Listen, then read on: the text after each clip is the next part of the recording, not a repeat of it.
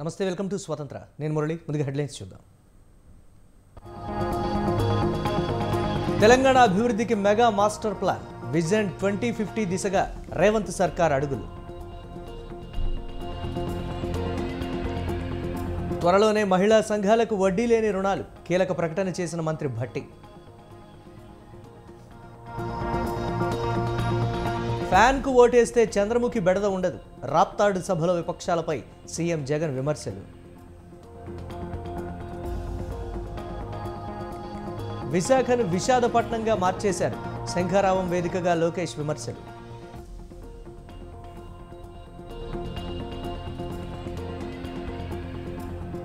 Anakapalli MP టికెట్పై జనసేనలో చర్చ, మాజీ మంత్రి కొణతాల ఇంటికి పవన్ కళ్యాణ్.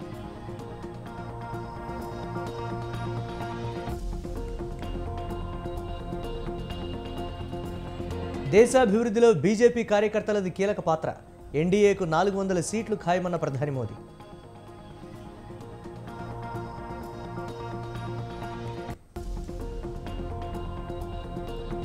రాజ్కోట్ టెస్ట్లో భారత్ బంపర్ విక్టరీ, 434 పరుగుల తేడాతో ఇంగ్లాండ్పై ఘన విజయం.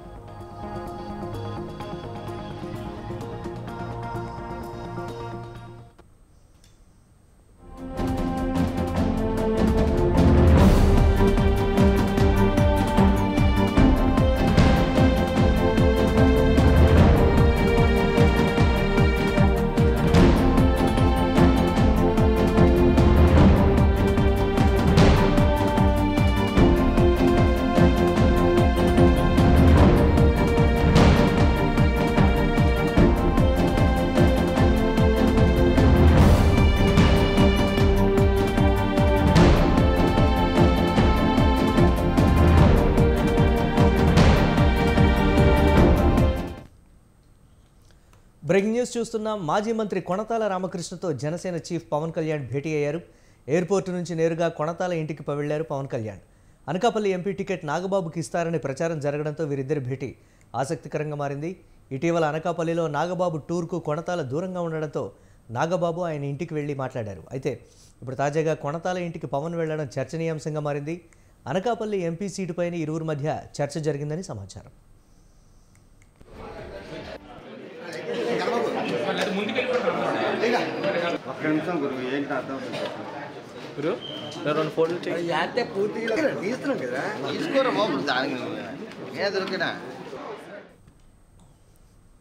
మాజీ మంత్రి కొణతాల రామకృష్ణతో జనసేన చీఫ్ పవన్ కళ్యాణ్ భేటీ అయ్యారు. ఎయిర్పోర్టు నుంచి నేరుగా కొణతాల ఇంటికి వెళ్లారు పవన్ కళ్యాణ్.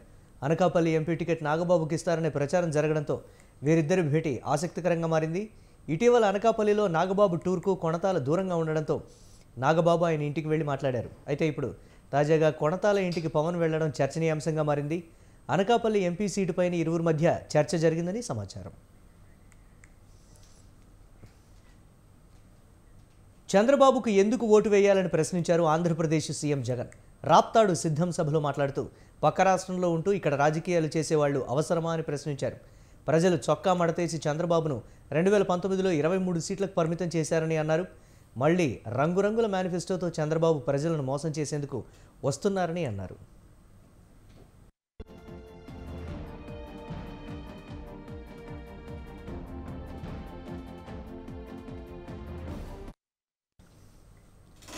వచ్చే ఎన్నికల్లో విశ్వసనీయతకు వంచనకు మధ్య యుద్ధం జరుగుతోందని సీఎం జగన్ పేర్కొన్నారు.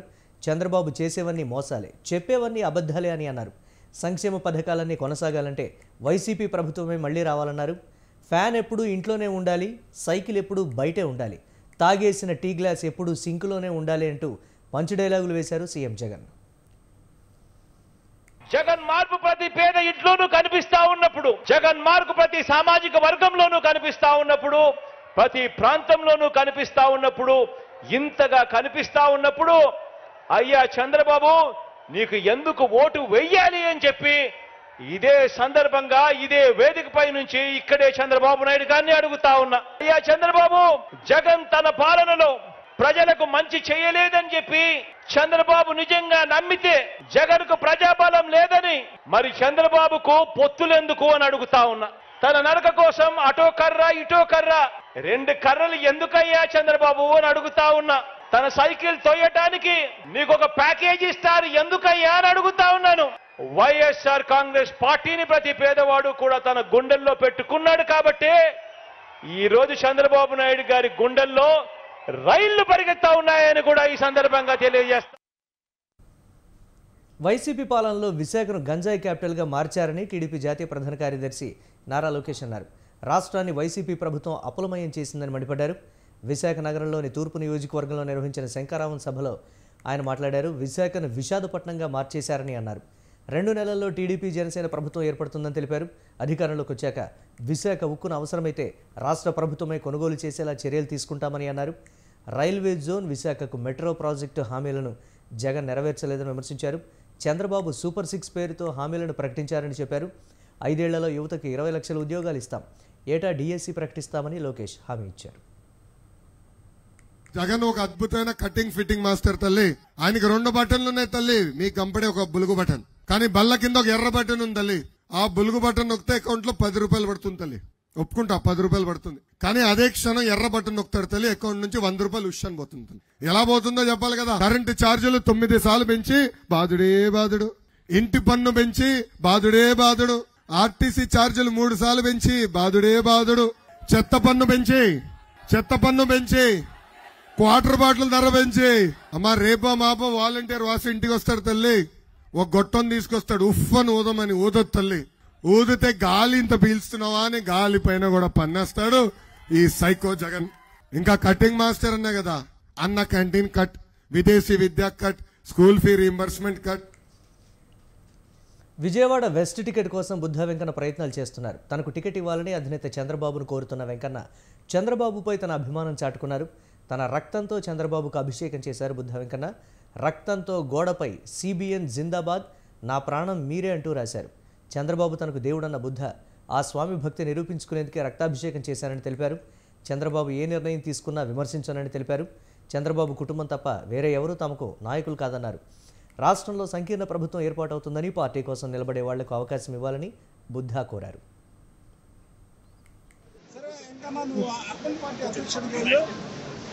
అని నన్ను మార్చడం జరిగింది ఇన్ఛార్జ్. అర్బన్ పార్టీ అధ్యక్షుడు ఉండగా ఈ విజయవాడ సిటీలో ఎవరు పార్టీ అధ్యక్షుడు 6 సంవత్సరాలు చేయాలి, 2 సంవత్సరాలు చేస్తే పారిపోయేవాళ్ళు. ఈ పార్టీ వద్దు బాబు అని 6 సంవత్సరాలు చేశా, చక్కగా చేశా. గవర్నమెంట్ పోయింది, మళ్ళీ ఎదవెనిగయ్యాడు ఈ బడ్డుగాడు. ఈ నానిగాడు మా గ్రహచారం బాగాక మళ్ళీ ఎన్నికయ్యాడు. అయితే వాడు మళ్ళీ ఎమ్మన్నే కొత్తగా కనిపి. వైసీపీలో ఉన్నప్పుడు పార్టీ కోసం వైఎస్ షర్మిల తన వంతుగా కష్టపడిన మాట వాస్తవమే అన్నారు ఏపీ హోంమంత్రి తానేటి వనిత. వైసీపీ గెలుపు కోసం ఆనాడు నేతలందరం కష్టపడ్డామని చెప్పారు. వెంటిలేటర్పై ఉన్న కాంగ్రెస్ను బతికిస్తానని షర్మిల ప్రగల్భాలు పలకడం సరికాదన్నారు. నారా లోకేష్ కుర్చీలు మడతపెట్టడం కాదు, నీ కుర్చీ నువ్వు మడతపెట్టుకో అని వనిత వ్యాఖ్యానించారు. తూర్పుగోదావరి జిల్లా కోరుకొండలో ఫైర్ స్టేషన్ ప్రారంభించిన సందర్భంగా హోంమంత్రి వనిత మాట్లాడారు. అధికారంలో ఉన్నప్పుడు మేమందరం ఒక్క తాటి మీద ఉన్నప్పుడు ఏదైతే కాంగ్రెస్ ఇబ్బంది పెట్టిందో, ఏదైతే కాంగ్రెస్ ఆ రోజున తెలుగుదేశం వాళ్ళతో కలిసి చేతులు కలిపి జగనన్నని జైలు పాలు చేశారో అది అందరికీ తెలుసు. ఈ రోజున ఎన్ని కేసులు బనాయించి ఉన్న ఆస్తులన్నీ కూడా ఈడీ జప్తు చేసి ఇలా చేసింది ఎవరు? ఆ రోజున కాంగ్రెస్ కాదా కుట్ర చేసింది? మరి అన్నీ తెలిసి ఉండి కూడా మళ్ళీ ఈవిడ కాంగ్రెస్లో జాయిన్ అయ్యి, అది కూడా వెంటిలేటర్ మీద ఉన్న కాంగ్రెస్లో జాయిన్ అయ్యి దానికి ఏదో పగ్గాలు తీసుకొస్తాను, పూర్వ వైభవాన్ని తీసుకొస్తాను. చంద్రబాబు తనను దుర్మార్గుడిగా అభివర్ణించారని అన్నారు ఎమ్మెల్యే కరణం బలరాం. ఇంకొల్లు సభలో తనపై అవాకులు చవాకులు పేలారు. కానీ చంద్రబాబు లాంటి నమ్మించి మోసం చేసే దుర్మార్గుడిని తానింతవరకు చూడలేదని కౌంటర్ ఇచ్చారు. ఎవరి చరిత్ర ఏంటో తేల్చుకుందాం రా అంటూ సవాల్ విసిరారు. మీరైనా రండి లేదా ఆఫీస్కు రమ్మన్నా వస్తానని ఛాలెంజ్ విసిరారు. 2019 ఎన్నికల్లో టీడీపీ తరఫున చీరాల నుంచి పోటీ చేస్తానని తాను అడగలేదని స్పష్టం చేశారు. పార్టీలకు అతీతంగా చీరాల ప్రజలు తనను గెలిపించారని చెప్పుకొచ్చారు. చీరాలలో తనను గెలిపించే సత్తా చంద్రబాబుకుంటే మంగళగిరిలో కొడుకు లోకేష్ ఎందుకు ఓడిపోయాడని ప్రశ్నించారు. 2019 వరకు అంటే మన జీవితం మొత్తం మీద ఆయన ఏదో గెలిపించినట్టు దుర్మార్గుడని మాట్లాడటం. ఆయనకంటే దుర్మార్గుడు నేను ఎక్కడ చూడలేదు. నాకు తెలుసు, నాకు ఆయన సన్నిహితం నేను ఎప్పుడు మాట్లాడకూడదని ఒకరిని వ్యక్తిగతంగా కించపరిచే అలవాటు నాకు లేదు.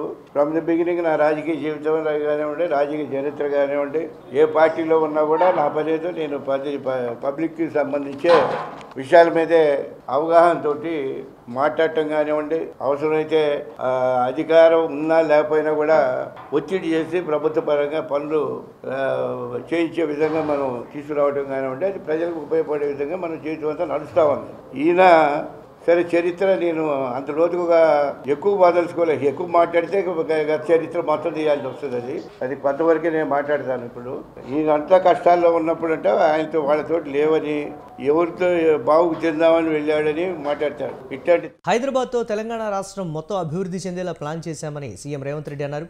గత 30 ఏళ్లుగా చంద్రబాబు, వైఎస్ఆర్, కేసీఆర్ హైదరాబాద్ను ఎంతో అభివృద్ధి చేశారని సీఎం రేవంత్ రెడ్డి అన్నారు.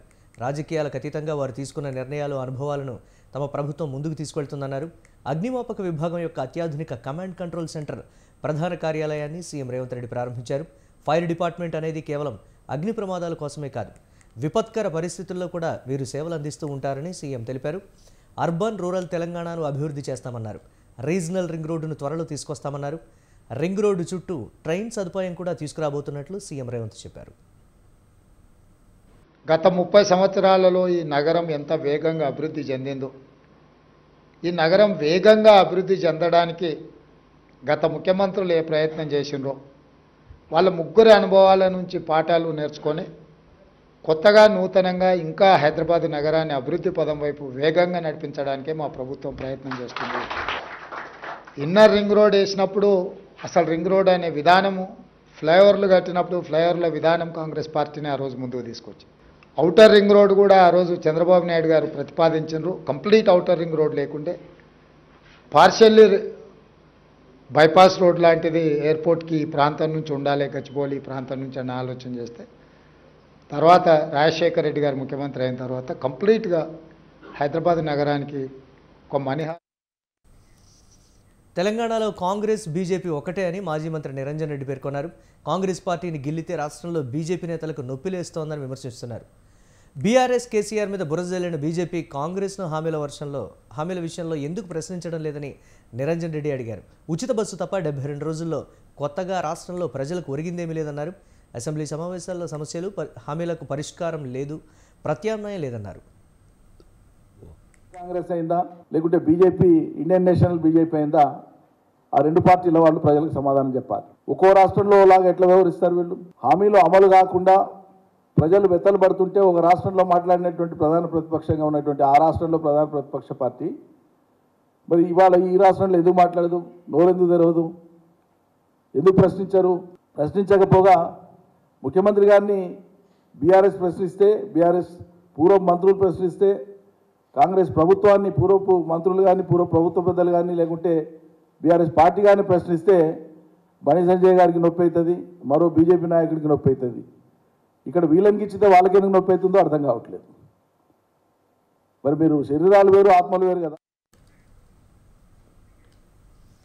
జనసేన అధినేత పవన్ కళ్యాణ్పై క్రిమినల్ కేసు నమోదైంది. వాలంటీర్లకు వ్యతిరేకంగా అనుచిత వ్యాఖ్యలు చేశారని, ప్రభుత్వ ప్రతిష్టకు భంగం కలిగించారనే ఆరోపణలతో గుంటూరు న్యాయస్థానంలో రాష్ట్ర ప్రభుత్వం క్రిమినల్ కేసు పెట్టింది.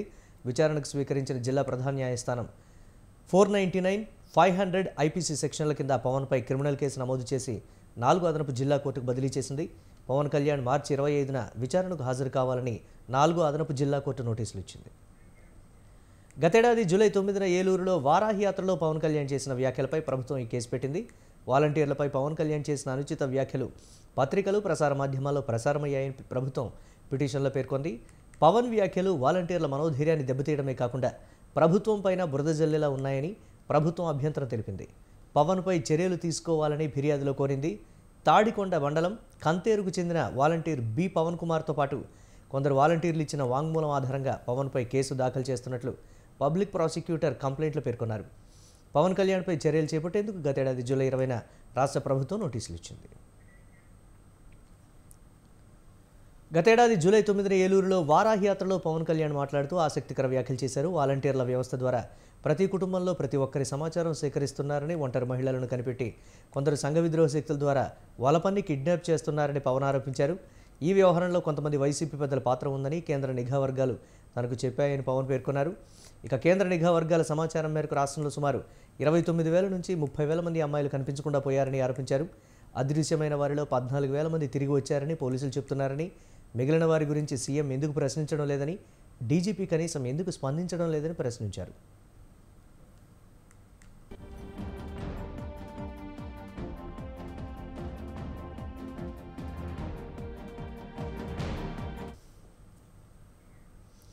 సీట్ల సర్దుబాటు సక్రమంగా జరిగితే టీడీపీ జనసేన గెలుపు ఖాయమని సినీ నటుడు సుమన్ అన్నారు. తిరుపతిలో గంగమ్మను దర్శించుకున్న ఆయన వైసీపీ ఎంపీ అభ్యర్థిగా తనను పోటీ చేయాలని ఆహ్వానించారని తెలిపారు. అయితే తన రాజకీయ గురువు చంద్రబాబు అన్నారు. ఆంధ్ర రాష్ట్రంలో మహిళలకు రక్షణ లేదన్నారు. ఏపీలో అఘాయిత్యాలు పెరిగిపోతున్నాయన్నారు. రానున్న ఎన్నికల్లో ఆలోచించి ఓటు వేయాలని ప్రజలకు సూచించారు. తమిళ నటుడు విజయ్ రాజకీయంగా పక్క ఆలోచనతో కూడిన అడుగులు వేస్తున్నారని సుమన్ చెప్పారు. నాకు నేర్పించింది అంతా టీడీపీయే, చంద్రబాబు నాయుడు. అది నేను ఎప్పుడు మర్చిపోను. రేపు నేను రాజకీయంలో ఏ పార్టీ అయినా వెళ్ళవచ్చు, సెంట్రల్ పార్టీ అని ఉన్నాయి. గురుగారు నాకు పాలిటిక్స్ ఎవరంటే చంద్రబాబు నాయుడు గారే, మంచి అడ్మినిస్ట్రేటర్. ఏంటంటే టైం అండి, టైంను బట్టి ఏంటంటే మనుషులు ఎక్కడో ఎవరో చేసిన తప్పుకి గురి అవుతుంటారు, చెడ్డ పేరు వస్తుంది, మళ్ళీ వస్తుంది. కానీ తప్పకుండా ఒక మంచి అడ్మినిస్ట్రేటర్ ఆయన కావాలి. ఎందుకంటే ఒక అడ్మినిస్ట్రేటర్స్ మనకు కావాలి. సో నేను ఒకటే చెప్తానండి, ప్రజలకు ఏం చెప్తానంటే సీఎం ఎవరు చెయ్యాలి, సీఎంని ఎవరు మనం చేయాలని మీరు అది వదిలేయండి.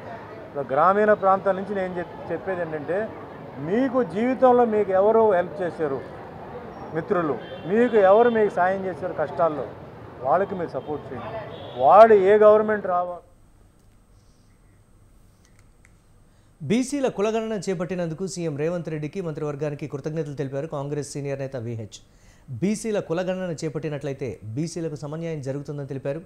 విద్య, ఉద్యోగం, ఆర్థిక, రాజకీయ రంగాల్లో బీసీల వాటా మెరుగుపడుతుందని ఈ సందర్భంగా తెలియజేశారు. తెలంగాణ రాష్ట్ర ప్రభుత్వం బీసీల కులగణన చేపట్టి ఒక చారిత్రాత్మక నిర్ణయం తీసుకుందని అన్నారు.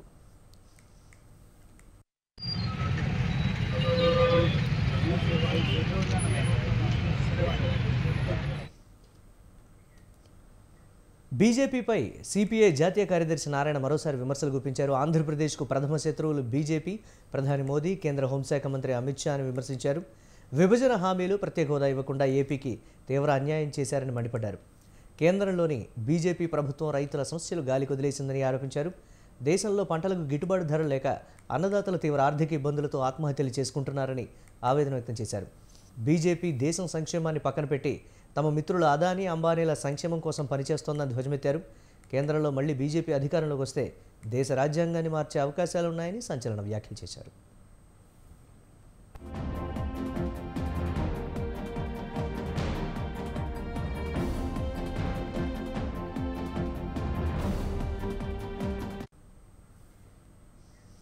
సిద్ధం సభకు ఆశయం, లక్ష్యం ఉందని వైసీపీ ఎమ్మెల్యే సుధాకర్ బాబు అన్నారు. మేలు చేస్తేనే ఓటేయండి అని చెప్పిన నాయకుడు సీఎం జగన్ అని కొనియాడారు. పోటీ చేసేందుకు టీడీపీలో అభ్యర్థులు ముందుకు రావడం లేదని ఆయన తెలిపారు. జగన్ వ్యూహాలకు తగ్గట్లుగా పనిచేయడానికి సంసిద్ధంగా ఉన్నామని తెలిపారు. జగన్మోహన్ రెడ్డి నాయకత్వంలో కార్యకర్తలకు దమ్ము, ధైర్యం ఉంటుందని ఈ సందర్భంగా తెలిపారు ఆయన. వ్యూహాలకు తగ్గట్టుగా పనిచేయడానికి సంసిద్ధంగా ఉన్నాం. అనేక మార్లు ప్రకటించాం.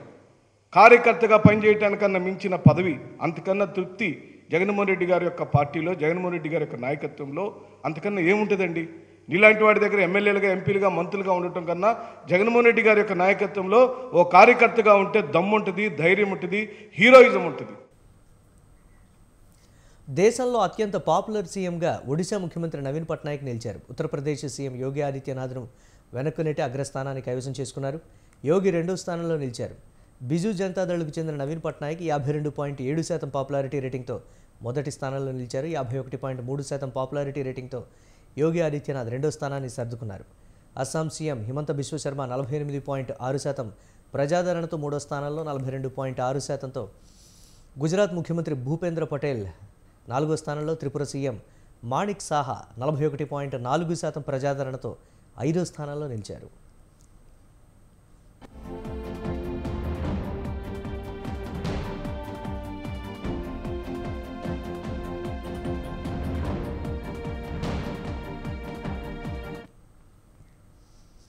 2024 పార్లమెంట్ ఎన్నికల్లో బీజేపీకి ఘన విజయం సాధించి మూడోసారి మోదీని ప్రధాని చేయాలని కేంద్ర హోంమంత్రి అమిత్ షా బీజేపీ నాయకులకు పిలుపునిచ్చారు. ఢిల్లీలో బీజేపీ జాతీయ మహాసభలో మాట్లాడుతూ 75 ఏళ్లలో ఆయా ప్రభుత్వాలు ఆయా కాలానికి అనుగుణంగా అభివృద్ధి చేసేందుకు ప్రయత్నించాయన్నారు. మోదీ పాలనలో దేశం అన్ని రంగాల్లో సర్వతోముఖాభివృద్ధి సాధించిందని పేర్కొన్నారు. फ्यूजन के बगैर कह सकता हूं कि समग्रता से विचार, हर क्षेत्र का विकास और हर व्यक्ति का विकास करने का काम केवल और केवल नरेंद्र मोदी जी के 10 साल में हुआ है. नरेंद्र मोदी जी के 10 साल के अंदर देश सुरक्षित हुआ, देश समृद्धि की ओर आगे बढ़ा. 60 करोड़ गरीब जो आजादी के 75 साल तक 70 साल तक अपने आप को विकास की प्रक्रिया के बाहर मानते थे, उसको मालूम ही नहीं था कि देश आजाद हुआ, लोकतंत्र आया, मुझे क्या मिला, मेरा. వచ్చే 100 రోజులు ఎంతో కీలకమని ప్రధాని మోదీ అన్నారు. కొత్త ఉత్సాహంతో పనిచేయాలని బీజేపీ శ్రేణులకు సూచించారు. బీజేపీ కార్యకర్తలు ప్రతి ఇంటికి ప్రతి ఓటరు దగ్గరికి వెళ్లాలని పార్టీ శ్రేణులు ఐక్యంగా పనిచేయాలని కోరారు. బీజేపీ నేషనల్ కౌన్సిల్ సమావేశాల్లో మాట్లాడుతూ గత 10 ఏళ్లలో దేశ రూపురేఖలు మారిపోయాయని అన్నారు. ఉగ్రవాదం, అవినీతి నుండి దేశానికి విముక్తి కల్పించామని పేర్కొన్నారు. सारे लक्ष्यों की प्राप्ति के लिए पहली शर्त है सरकार में भाजपा की जोरदार वापसी. आज विपक्ष के नेता भी एनडीए सरकार 400 पार के नारे लगा रहे हैं और एनडीए को 400 पार कराने के लिए भाजपा को 370 का माइलस्टोन पार करना ही होगा. साथियों, कई बार लोग मुझसे कहते हैं, मुझे कहते रहते कि अरे मोदी जी आपने इतना तो सब. కాంగ్రెస్ నాయకుడు రాహుల్ గాంధీ కేరళలోని తన నియోజకవర్గం వయనాడ్ సందర్శించారు. వయనాడ్లోని పయ్యంపల్లెలో ఇటీవల పులిదాడిలో మరణించిన అజీష్ కుటుంబ సభ్యులను పరామర్శించారు. ఆయన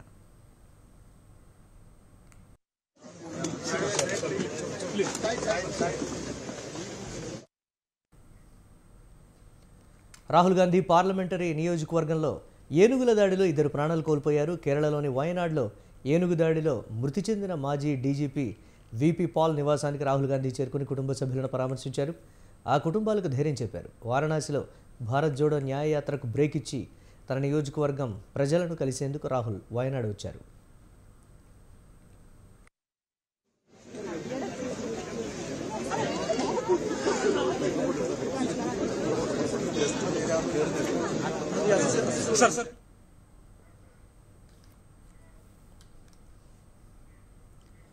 అతడు ఖలిస్తాన్ తీవ్రవాది. వారిస్ పంజాబ్ దే చీఫ్ అమృత్పాల్ సింగ్ ప్రస్తుతం అసోంలోని దిబ్రూగఢ్ సెంట్రల్ జైల్లో ఎన్ఐఏ ప్రత్యేక సెల్లో ఖైదీగా ఉన్నాడు. ఖలిస్తాన్ తీవ్రవాదులతో కూడా సంబంధాలున్న అమృత్పాల్ సింగ్తో పాటు 9 మంది అనుచరులు అదే జైల్లో ఉన్నారు. వారి వద్ద జైలు సెల్లో spy camera, smart phone, keypad phone, TV remote, pen డ్రైవ్లు, బ్లూటూత్ హెడ్ఫోన్స్, స్పీకర్లు, స్మార్ట్ వాచ్ తదితర వస్తువులను స్వాధీనం చేసుకున్నారు. దీంతో జైల్లో భద్రతా లోపం బయటపడింది. జైలు అధికారుల అవినీతి ఏ స్థాయిలో ఉందో ఈ ఘటన అద్దం పడుతోంది. జైల్లో దారుణమైన భద్రతా లోపంపై దర్యాప్తు చేపట్టారు.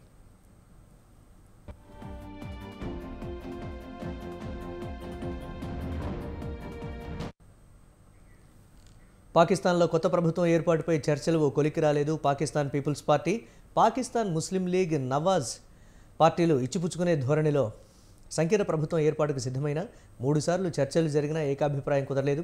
పలు అంశాలపై కొత్త చిక్కులు ఎదురవుతున్నాయి. సోమవారం మరో దఫా చర్చలకు సిద్ధమవుతున్నారు.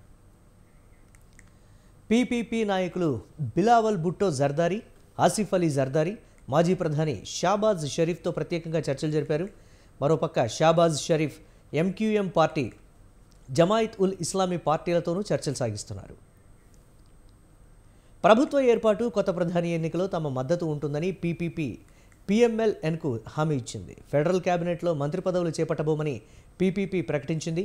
ప్రతిఫలంగా అధ్యక్షుడు, national assembly speaker, senate chairman వంటి కీలకమైన రాజ్యాంగ పదవులు కోరుతోంది.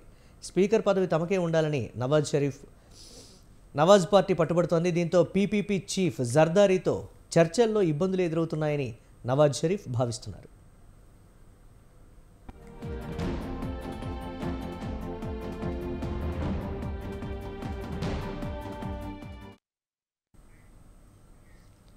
భారత్ ఇంగ్లాండ్ మధ్య రాజ్కోట్లో జరిగిన 3వ టెస్టులో భారత్ ఘన విజయం సాధించింది. ఏకంగా 434 పరుగుల తేడాతో నెగ్గింది.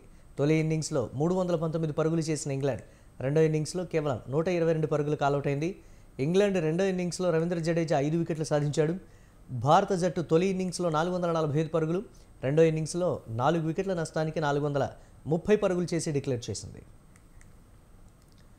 భారత జట్టు 3 ఆటగాళ్లు సెంచరీలు సాధించారు. తొలి ఇన్నింగ్స్లో కెప్టెన్ రోహిత్ శర్మ 131 పరుగులు, రవీంద్ర జడేజా 112 పరుగులు చేస్తే రెండో ఇన్నింగ్స్లో యశస్వి జైస్వాల్ అజేయంగా 214 పరుగులు చేశాడు. శుభ్మన్ గిల్ 91 పరుగులు చేశాడు. తొలి టెస్టు ఆడుతున్న సర్ఫరాజ్ ఖాన్ తొలి ఇన్నింగ్స్లో 62, రెండో ఇన్నింగ్స్లో 68 పరుగులు చేసి తొలి టెస్టులోనే తన బ్యాటింగ్ సత్తా నిరూపించుకున్నాడు. రెండు ఇన్నింగ్స్లోనూ చెరో అర్ధ సెంచరీ చేశాడు.